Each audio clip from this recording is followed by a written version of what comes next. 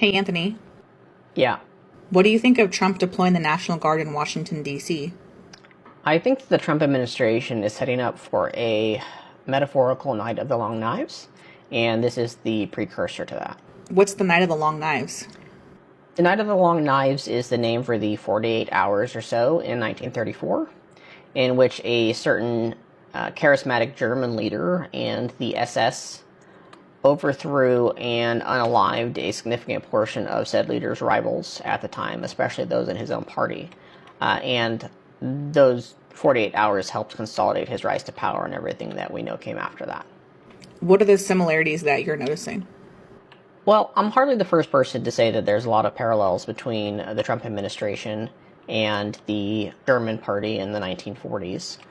And I think that we can look to those parallels to advise ourselves of how the Trump administration is likely to act in the future. Just as one example of those parallels, if we look at the events that occurred on January 6th in 2021, where the Trump administration had essentially a failed coup of the U.S. Capitol, we can compare that to the beer hall putsch in 1923, in which case the German party that we all know about did basically the same thing. And in both cases, we had, this charismatic leader with a group of zealot and followers basically attempt to overthrow a legitimate government. They failed. In both cases, the leaders recovered, eventually gained power again, and in the case of the Germans, we all know what followed that. I think there's a serious concern that we're seeing a similar rise to power and everything that follows in the U.S. History doesn't necessarily repeat itself, but it often rhymes.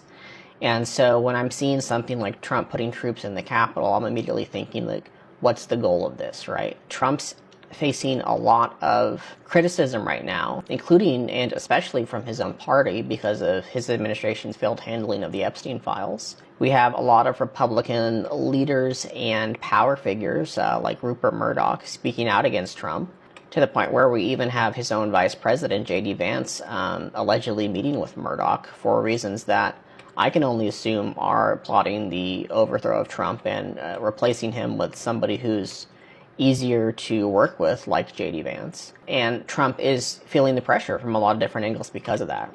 This is a man that we're talking about that, worships authoritarians. He's spoken very highly of people like Kim Jong-un, like Bolsonaro, like Putin, who are strongman dictators and exactly the type of man that Trump wants to be.